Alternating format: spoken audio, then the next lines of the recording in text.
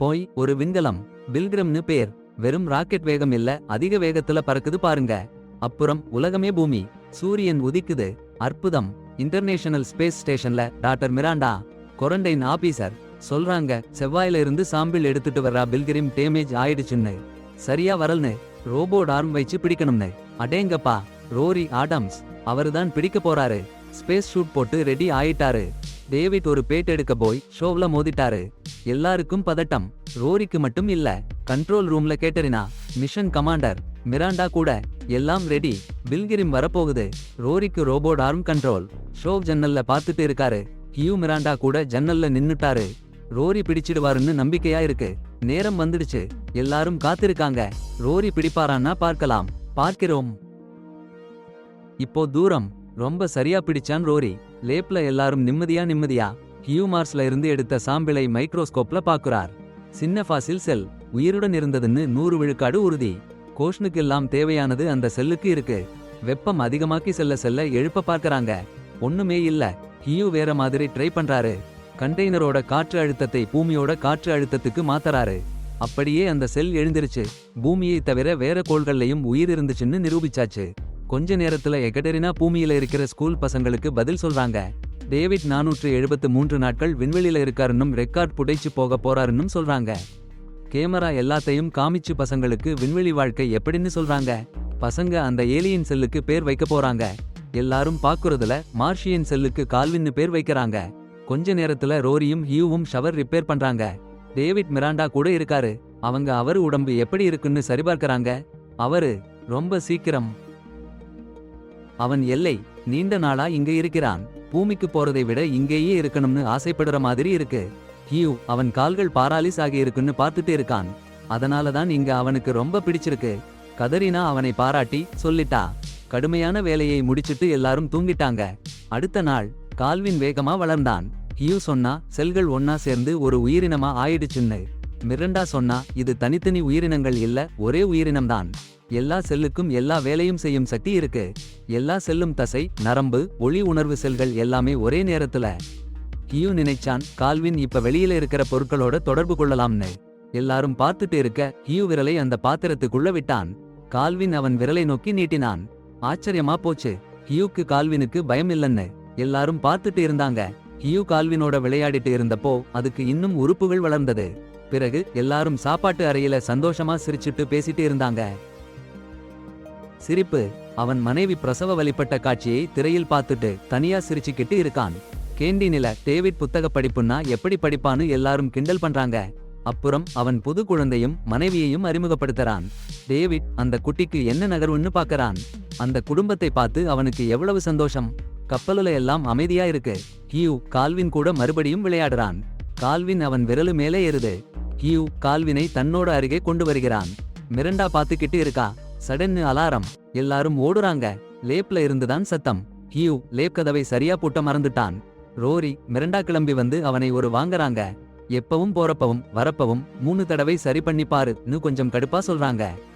கால்வினோட அன்புல ஹியூ நிறையா மூழ்கிட்டு இருக்கான்னு ரோரிக்கு பிடிக்கல.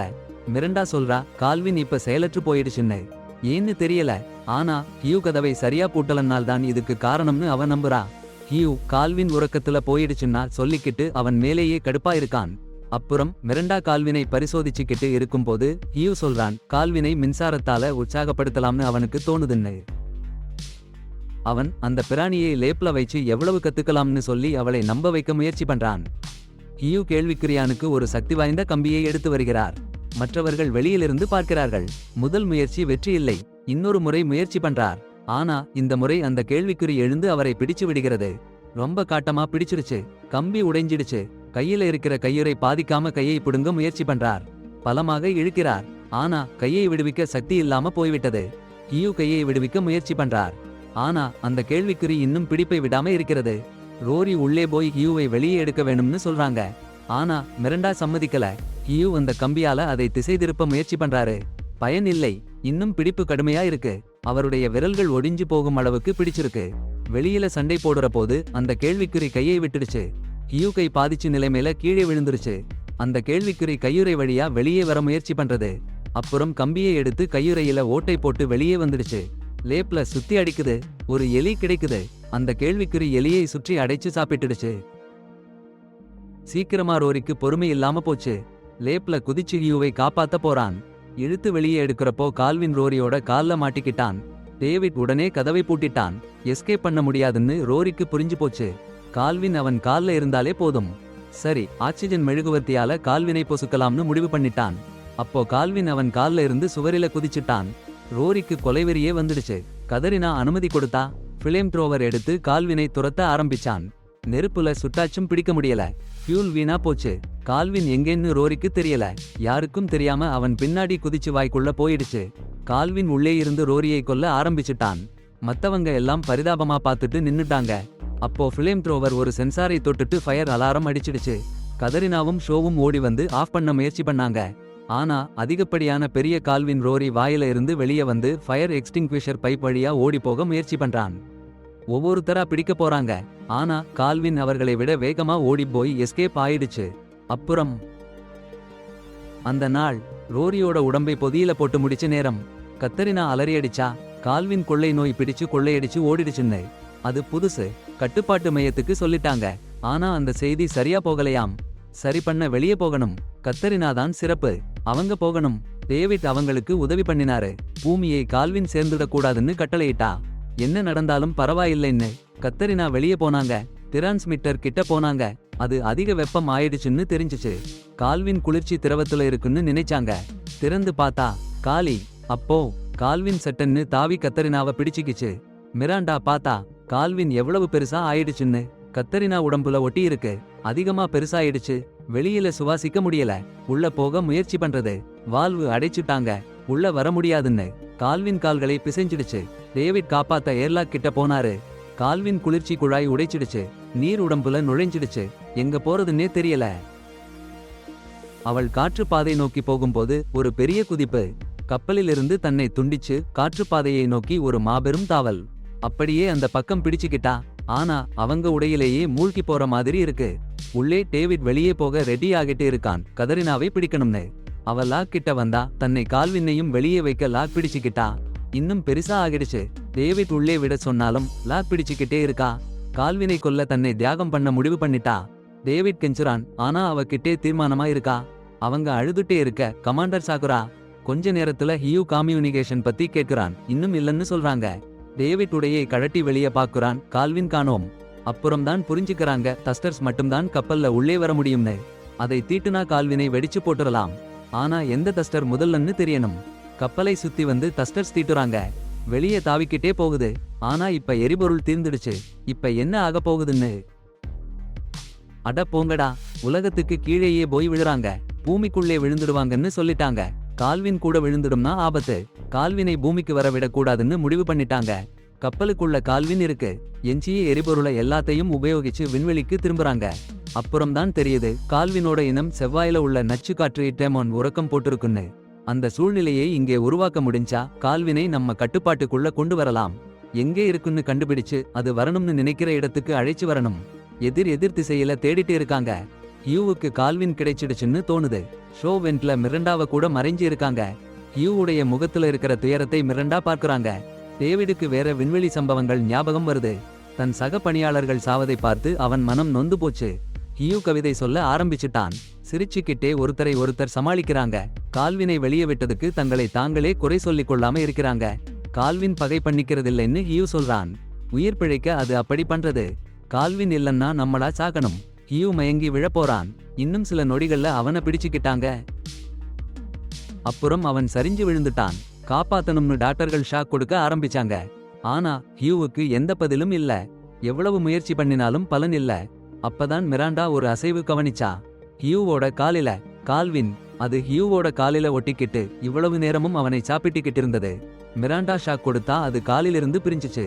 அடடா, எவ்வளவு பெருசா வளர்ந்திருக்குன்னா பாருங்க. ஓடி போகணும். அது அவங்களை துரத்த ஆரம்பிச்சுச்சு. ஷோ அதுக்கு பின்னாலேயே போய் டேவிட் மிராண்டாவை காப்பாத்திட்டு தூங்குற கேப்சியூல்ல போய் பூட்டிக்கிட்டான்.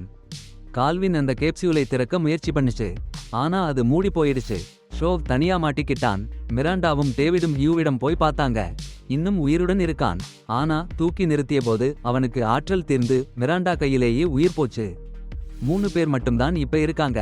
அதை எப்படி அழிக்கிறதுன்னு தான் நினைக்கணும். அப்பதான் டேவிட் கால்வினை 3D மேப்பில் பார்த்தான். அது ஹியூவோட டிராக்கரை சாப்பிட்டிருக்கு. கப்பலுக்குள்ள எங்கே இருக்குன்னு சரியா தெரியுது. கால்வின் ஹியூவை மறுபடியும் சாப்பிட ஆரம்பிச்சுச்சு. அப்புறம் அவங்களை நோக்கி குதிச்சுச்சு. அவங்க சரியா டோர் லாக் பண்ணிட்டாங்க. அந்த இடத்துல ஆக்சிஜன் அளவை குறைச்சிட்டாங்க. ஐயையோ, கல்வின் அங்கே பயந்து நடுங்கறத பாருங்க. சட்டென்று காப்பு கப்பல் வர்றதுன்னு சிக்னல். ஆனா உள்ளே என்ன நடக்குதுன்னே அந்த கப்பலுக்கு தெரியாது. அதுவும் கல்வின் இருக்கிற பக்கம்தான் கப்பல் வந்து இணைய போகுது. டேவிட் லைட் போட்டு சிக்னல் கொடுக்கிறார், பார்க்கிறதில்லை. கப்பல் ஸ்பேஸ் ஸ்டேஷனோட இணையுது. டேவிட் என்ன நடக்குதுன்னே புரியல. மிரண்டா சொல்றா, இதுதான் கடைசி வழி. நம்மள காப்பாத்த வரல, இந்த ஸ்பேஸ் ஸ்டேஷனையே வெளியே தள்ளிவிட போறாங்க. கல்வின் பூமிக்கு வந்துட கூடாதுன்னு. இதுதான் அவளோட திட்டம். டேவிட் நினைச்சுக்கிட்டே இருக்கான் காப்பாத்த வந்தாங்கன்னு. அவன் உடனே தன் கேப்சூல்ல இருந்து வெளியே குதிச்சு ஏர்லாக் பக்கம் ஓடுறான். கதவை திறக்கிறான். மிரண்டா அவனை பிடிக்க ஓடுறா. டேவிட் ஏர்லாக் கதவை திறந்துடுறான். கல்வின் பின்னாலேயே வர்றான். கப்பல் ஸ்பேஸ் ஸ்டேஷனை வெளியே தள்ள ஆரம்பிச்சிடுச்சு.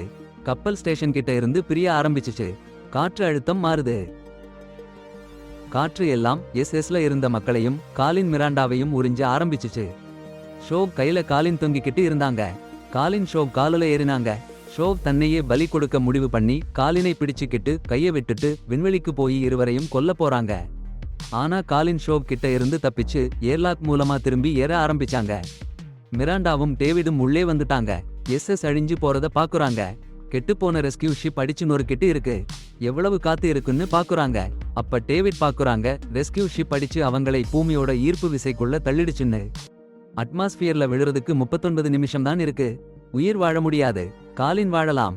சாவே வரப்போகுதுன்னு நினைச்ச சமயத்துல டேவிட்க்கு ஒருடியா ஆக்சிஜன் கேண்டில் வச்சு காலினை ஈர்க்கலாம். எமர்ஜென்சி லைஃப் போர்டு உள்ள போய் காலினையும் கூட்டிட்டு டீப் ஸ்பேஸ்க்கு பறந்து போகலாம். மிராண்டா இன்னொரு லைஃப் போர்ட்ல பூமிக்கு திரும்பி போகலாம். டேவிட் பிளான் சூப்பரா ஒர்க் ஆச்சு. காலின் லைஃப் போர்ட்ல வந்துட்டாங்க.